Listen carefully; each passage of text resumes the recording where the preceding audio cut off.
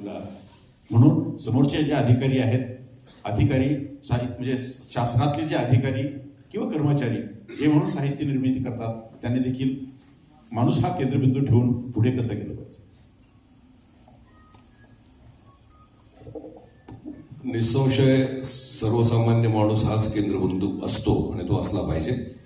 त्यामुळे आम्ही दोघंही असं म्हणत आलेलो आहोत की सर्वसामान्य माणूस हाच आमच्या लेखनाचा केंद्रबिंदू राहिला आणि त्याभोवती सगळी प्रेरणा आणि लेखन क्षमता ही फिरत राहिली.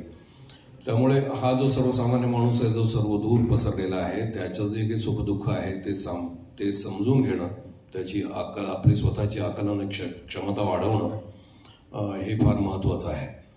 आता आपण असं विचारलं की समोर अधिकारी बसलेत, लेखक आहेत, त्यांच्यासाठी काय सांगता येईल. तर एक प्रश्न असा निर्माण झाला की वेळ नसतो, आपल्याला वेळ नसतोच. कधी सकाळ होते, संध्याकाळ कधी होते. मी रिटायर झाल्यानंतर सूर्यास्त पाहिला. त्याच्या आधी सूर्यास्त कधीच दिसला नाही. बाहेर आलो की अंधार असायचा. 8 वाजले, 9 वाजले, 10 वाजले, काही पत्ता लागायचा नाही. सूर्य कसा बुडतो हे केव्हा तरी बघितलेलं तारुण्यामध्ये वगैरे. त्यानंतर सूर्यास्त मी बघितलाच नव्हता. हे मी उदाहरण म्हणून सांगतो. म्हणजे वेळ कशी काय असते हे आपल्या लक्षात येईल.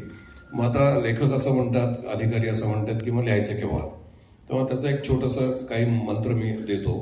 एक म्हणजे असं की 24 तासामधली 15च मिनटं, जास्त नाही, एवढी जर तुम्हाला काढता आली आणि 15 मिनटं लिहा कुठेतरी, पहाटे, सकाळी, रात्री, दुपारी, जेव्हा वेळ मिळेल तेव्हा शांतपणे.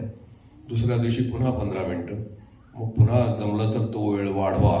अशा पद्धतीने पण दररोज जर लिहिण्याचा एक परिपाठ ठेवला आणि आपल्या मनामध्ये कुठेतरी एक सूत्र आपण ठेवलेलं असेल की मला ही कादंबरी लिहायची आहे, तेव्हा आपलं मन आपल्याला आपोआपच मदत करतं.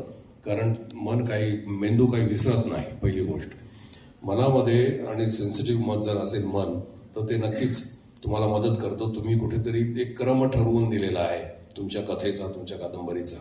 जेव्हा तुम्हाला वेळ मिळतो त्यावेळेला बाकीच्या व्यवधानाची दरवाजेची दारं जेव्हा तुम्ही बंद करता आणि या कथानकाकडे तुम्ही विचार करता, त्यावेळेला ते कथानक आपोआपच यायला लागतं. त्यामुळे त्यासाठी वेगळं तुम्हाला काहीच करावं लागत नाही. फक्त तुमच्याकडून लेबर एवढंच की एक सातत्य ठेवणे, सातत्याने लिहिणे, आणि हा जो काही ज्याला उपासना म्हणतात, यांनी म्हटलं की शब्दाची उपासना केली पाहिजे. मी असं म्हटलं की अस्सलपणाची उपासना केली पाहिजे. कारण यांनी प्रश्न उपस्थित केला होता की सुमारीकरण सुरू आहे, तेव्हा कम अस्सल पद्धतीनं सगळं काही चालू आहे.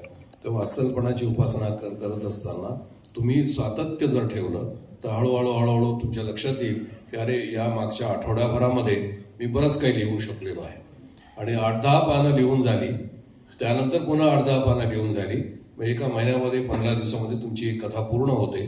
तितका वेळ मी कधी दिला, असा प्रश्न आपण स्वतःलाच विचारू शकतो. हा एक भाग झाला.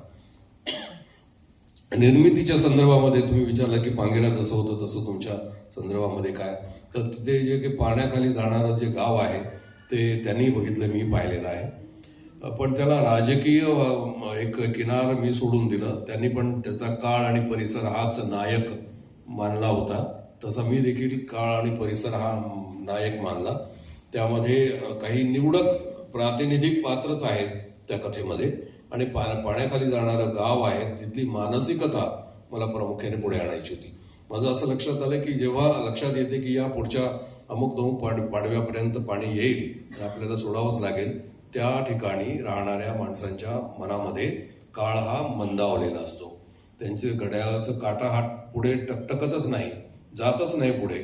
आणि कारण त्यांना जितका वेळ मिळावा असं वाटत असतं, तितका वेळ त्यांना मिळावा असं वाटतं.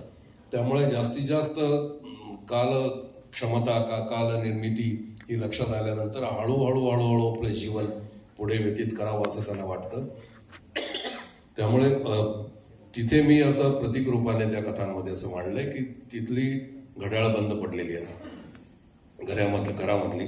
कारण गरजच नाही आहे. आता कुठे जायचंच नाही आहे. उलट उद्या येणारं जे काही संकट आहे, ती नदी